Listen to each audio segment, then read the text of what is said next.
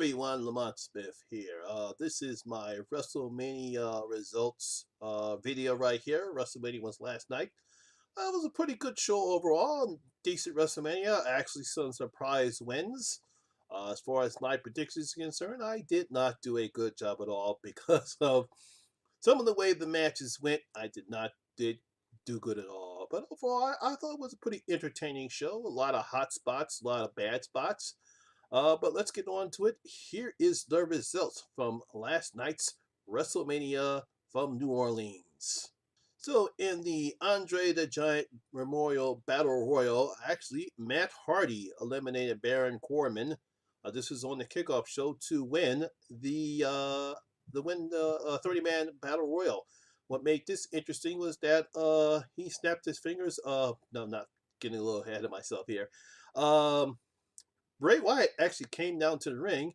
He stood hand in hand. They stood like two gents. And next you know, Matt Hardy smacked his hands together, and then he helped Matt Hardy win. And now I guess they're going to be a tag team or something. I don't know what's going on with this, but that's what happened. I think he gave a couple of people, Sister Abigail, and then eventually eliminated Baron Corbin. So Matt Hardy wins the Andre the Giant Battle Royal. Of course, I did not pick him. I actually picked Baron Corbin to win. So that's for that show. I don't know what they're going to do with that. No one really does anything when they win this Battle Royal, but I guess because of it's Andre, so they're going to have it. Next, for the Cruiserweight Championship, Cedric Alexander defeated Mustafa Ali to win the vacant Cruiserweight Championship. This was a very good match, had some high-flying spots. These were two baby faces going after each other. The 205 Bandits has been having some pretty good matches, and this one, obviously had some great spots. I think I think there was the aerial highlights. There was one top coin helo by Alexander onto the floor, and then Ali hit an insane Spanish fly move. But eventually, Cedric Alexander went on to win the match, so he is the new Cruiserweight champion. And the WrestleMania Women's Battle Royal, because they changed the name, they changed the name. Out of nowhere, Naomi actually wins the match. It was kind of funny because Bayley and Sasha Banks were obviously still trying to figure out what's going on with their friendship. Bayley did actually eliminate somebody from the, I think it's either from Absolution or somebody, I think it was Sarah Logan. She eliminated Sarah Logan, and when Banks reached out to her friendship, Bayley just eliminated her, sort of getting paid back from the Elimination Chamber. But then eventually Naomi went on ahead and did her the rear view finisher and tossed her outside of the ring, and she went on to win the Women's Battle Royal. So Naomi wins, and I did not pick her at all. So I'm sort of like 0 for 3 already, starting the night off.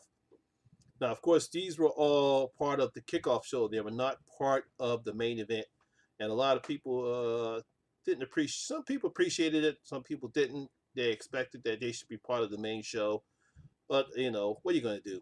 Now, the kickoff the show was the Intercontinental Triple Threat match with Seth Rollins, The Miz, and Finn Balor. This was a very good match. A lot of high spots, a lot of energy throughout. The crowd was into it. But eventually, Seth Rollins wins the matchup when he does the stomp against Finn Balor.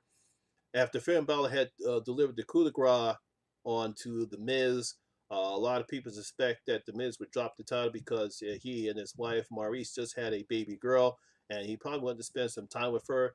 But he'll come back, and he'll eventually win something because I think The Miz is one of the a top-notch heel, and eventually he'll come back and win something. But it was a pretty good match, nice way to get the crowd flowing. And so Seth Rollins wins the Intercontinental Championship, and I actually got this one right. So I'm 1 for 3. Next, this was the most anticipated match a lot of people were waiting for, of the Queen Charlotte Flair versus the Empress of Tomorrow, Asuka, and these women did not disappoint. They really hit some nice spots. One of the best and perhaps real dangerous spot in the match was a Spanish fly that Charlotte did to Asuka. and it was breathtaking. It was brilliantly, it was briefly executed. I think at one point, if no one didn't saw that Charlotte, when Charlotte was trying to do the Spanish Fly, she slipped off the top rope and had to readjust herself. I caught that, and I knew something dangerous they were going to do, but that was a very dangerous spot. But they did it off without a. I was surprised that they allow Asuka to tap out to the figure eight for Charlotte. It was a very physical match. You can tell that both women really put their heart into this match because they both hugged each other. And even Asuka actually had a nice thing to say that Charlotte was ready for Asuka at the end of the match. So definitely a great match. Well, unfortunately, Charlotte won, and I picked Asuka, so now 1 for 5. Next is the United States title, where we have a fatal four-way with Jinder Mahal, Rusev, Randy Orton, and Bobby Roode. And I actually thought Rusev was going to win, but unfortunately, Jinder Mahal actually comes out and win this matchup. Real big surprise here. Didn't expect Jinder Mahal to win this one, but he did. Nice going for Jinder Mahal. It was a quick match, nothing really exciting. Every wrestler got their spots. Randy Orton did the way he normally does in the ring, but like I said before, I expected him to drop the title because he really doesn't need it. I think they gave it to him because he's now become a grand champion, so I think that's why they gave it to him. But he really doesn't need the title. But Jinder Mahal is your new United States champion. Now, here we go. Rowdy Ronda Rousey and Kurt Angle versus Stephanie McMahon and Triple H in a mixed tag match. And this was one of the highlights of the show. We see Triple H and and Stephanie coming down on motorcycles. And the thing that got me was that they both did Triple H's ring entrance where he comes up to the ring with his music and he spits water out of his mouth, and they both did it. I thought that was kind of funny. And they both go to the opposite side of the ring, and they did what Triple H normally does. He spits more water out, and he raises his hand, and they both did the same thing. So I thought it was pretty good. And then, of course, Kurt Angle and Ronda Rousey. This was a very entertaining matchup. Ronda Rousey actually did some. You could tell that she's still raw in the ring. It's going to take a while to get used to it because she did miss some spots while doing it. But I thought it was booked very well. They did a great job. Obviously, Stephanie and Triple H worked very well as the heels. And of course, Ronda Rousey eventually won the matchup with her submission hold on Stephanie. And I thought it was a very entertaining match. The crowd loved it. They love Ronda Rousey. So it was a good way to open up and give her a WrestleMania moment. So I did get this one right. So this is only the second one I got right out of 7 matches. Here we have the SmackDown Tag Team Champions, where we had the Bludgeon Brothers, the New Day, and the Usos, and this was no doubt about it. The Bludgeon Brothers, Harper and Rowan, they particularly smashed everybody. They got some nice spots. The Usos did some of their spots. The New Day did their spots, but they've been uh, building or pushing this tag team, the Bludgeon Brothers, with Harper and Rowan, since they started. I think it was early last year or sometime this year. And it came no surprise to me that they won the match. Very easy style. 2 in a row for me after this one. But that's only 3 out of 8 matches. Now, this was kind of a bit surprising because during the Asuka Flair match, the referees came down because John Cena was sitting with some fans. Obviously, he was like there in the ticket. He didn't have matches. You see the wrestlers come down there. He flies up the ramp after the match. He comes back down. He thinks the Undertaker's coming, but then they tell him he's not coming. But here we go. It's Elias. He comes into the arena. He sings very disparaging remarks about Cena. Cena squashes him, but before we know it, we hear the domes, the bells, and then the whole theater goes dark. Next thing you know, obviously he couldn't do this on TV. He couldn't do this in live, but on TV, you see a lightning comes up, and we see the Undertaker's clothes. And the next thing you know, it disappears, and eventually the Undertaker appears, rising up. Takes about almost a good 5 to 10 minutes before he actually gets to the ring, and was perfectly just a squash match. The Undertaker looked very well, looked way better than he did last year when he went up against Roman Reigns. Was a squash match. I guess it was nice for John Cena to go ahead and lose the Undertaker. He's not going to lose anything out of it. It was nice to see the Undertaker at WrestleMania, and it was a nice thing, nice little squash match for the Undertaker. I'm pretty sure after this, I don't know what they're going to do with him. If I remember correctly, I think he just recovered from hip surgery, and he's 53 years old. I don't think he has any sustainable left life left in him to do this type of work anymore. I think next year it wouldn't be surprised if he'll retire from it, and he'll be in the Hall of Fame. Next, we have the return of yes, yes, yes, yes, Daniel Bryan and Shane McMahon versus Kevin Owens and Sami Zayn, and they really did a number on Daniel Bryan in the beginning of the match. Owens and Zayn, they sneak attack both McMahon and Bryan. They really beat the crap out of Bryan. Bryan fakes a head injury to believe he's off, and then they go about beating the crap out of Shane McMahon. Shane McMahon, of course, does what Shane McMahon does in these matches. He does this huge jump off the top rope and does it all the way down to the other side of the rope while the guy's stuck in a tree of woe. But keep in mind, Shane McMahon just got out of the hospital. He had some type of illness, very dangerous illness, and for him to be out there, just I think just days getting out of the hospital, shows the type of dedication that he has for this. Not because of WrestleMania, but the dedication he has for the company that he works for. But that's just what they are. I think all the McMahons do what they have to do necessary to entertain the fans, and he's no. And I can say he's no slouch when it comes to doing his part in the ring. And eventually, they finally got the hot tag to Daniel Bryan, and Daniel Bryan just looks like he didn't even miss any steps. He did his yes kicks. He eventually won the match with the yes lock. I actually did pick Owens and Zayn because I figured that they would not have them leave SmackDown, but I guess they're going to go to Raw because they're not really fired. Now, for the Raw Women's Championship, we have Nia Jax versus Alexa Bliss. This was a pretty good match, as much as you can do with Alexa Bliss. She did had a nice spot where she did the twist Bliss in the middle of the ring, and she did a great job in the match. But finally, Nia Jax finally got what she deserves, and I think everyone deserves the fact that what she's done for the WWF since she's been there for over a year and a half, and they finally rewarded her by winning the Raw Women's Championship. Kudos to Nia Jax. I think she deserves it, and I think they should give her a long title reign too. Hey, I actually got this match right too, so it's only 4 matches I got right. Now, the most highly anticipated matchup was AJ Styles versus Shinsuke Nakamura, and these two guys just didn't quite. Now, it was not as great as a lot of people thought, but these two did put on a great show. Very physical style, very physical affair. But eventually, AJ Styles actually won the match when Nakamura was scoring for the Kinsua, but he missed it, and AJ Styles got him with the Styles Clash.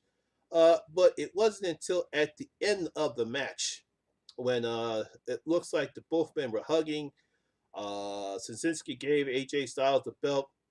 He's holding up in his hand, and then Shinsuke gives him a low blow. Oh no, it's a heel turn. Shinsuke is going to be a bad guy. Oh no. It eventually whacks AJ Styles in the head with some strong style kicks. That caused a lot of people to boo. So that was a nice little swerve there. No one expected a heel turn from this matchup. Obviously, they're probably going to continue this feud now. So eventually, I don't know where they're going to go with this feud. Could be a steel cage matchup. Could be a Hell in a Cell matchup. I'm pretty sure the WWE is going to definitely continue to put these two together. I'm pretty sure they know they can put on a great show. Perhaps one of the most interesting bookings of the night was Braun Strowman and a unknown tag team partner versus The Bar, which is Sheamus and Cesaro. So we all expect some other legendary star, the Big Show, anybody else to come out, but we don't get that. We get this kid that Roman picked out of the audience named Nicholas. Now it could be that he's a plant. We don't know that. But eventually, I know the kid is out there, and the crowd just loved it. It ate it up. I mean, they were saying Nicholas, Nicholas, Nicholas throughout the night. He eventually gets tagged in after Strowman gets beat up for a while. He gets tagged in. The whole audience going outside. They're just cracking up. Eventually, Strowman gets Cesaro up for the big Thunder Slam, and the new tag team champions are Braun Strowman and Nicholas. Yeah, I couldn't believe it either, but it did it.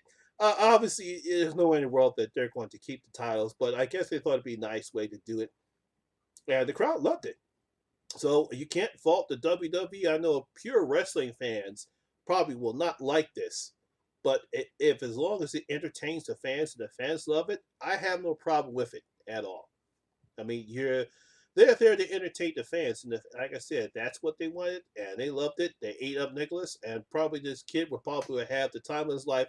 He could probably tell his great grandkids the time that he actually won the WWE Tag Team titles with Braun Strowman, and he's got the pictures to prove it. So kudos for the kid. And the final match of the night is Brock Lesnar versus Roman Reigns. Oh, this was a very brutal match as I expected it to go. A lot of people had did not was not really interested in this matchup because a lot of people don't like Roman Reigns, and I said so myself. I said since he eliminated Daniel Bryan in the Royal Rumble several years ago, that's one of the big problems I have with Roman Reigns. I actually have no problem with him. I think he's a good performer. I think if given the right storyline, he can actually get the fans behind him. Maybe after this, the fans might go after him because I understand a lot of fans were not happy with the matchup. Some people were shouting out, "This was awful." Even some people started saying CM Punk, which I'm pretty sure Vince does not want to hear that guy's name. But after I think after five F5s, and then obviously, which is quite surprising because they really don't do this anymore. Uh, he got busted. Roman Reigns got busted open, started bleeding all over the place. And after a couple missed spears and another F5, they finally end the match. And Brock Lesnar is still the Universal Champion. Yes, he's still the champion. And yeah, that was that. So, like I said, overall, I thought it was a pretty good show overall. Like I said, some interesting bookings. Like I said, having Oscar loser streak, Braun Strowman still being, Brock Lesnar still being the Universal Champion. Yeah, AJ Styles winning the match, and then Sinzinski doing a heel turn. Yeah, pretty interesting show, but what are you going to do about it? So, unfortunately, I think I only got like four right out of the matches. So I did terrible. If I would have challenged Dr. Moto Freak and Danny Nightmare, I probably would have lost this match. So I had to drink. I had to get a Happy Meal and put it in the mixer and drink it. So I'm glad I didn't. I didn't challenge them. Maybe next time, fellas, I'll put up a challenge. I believe the next pay per view will be Backlash. I have to look into that. I'll definitely have a prediction video up for that as well. So that's it. That's my video for today. Hope you guys enjoyed it. And if you did, please give it a thumbs up and give it a thumbs up and share because it does help the channel out. And again, this is your first time here. Please hit that subscriber button and ring that notification bell. That way you can come and enjoy the horror experience with me, the Horror Miser Monty G. And as always, all my social media links will be down in the description box below as well. Once again, my name is Lamont Smith, better known as the Horror Miser Monty G, and always remember, horror rules.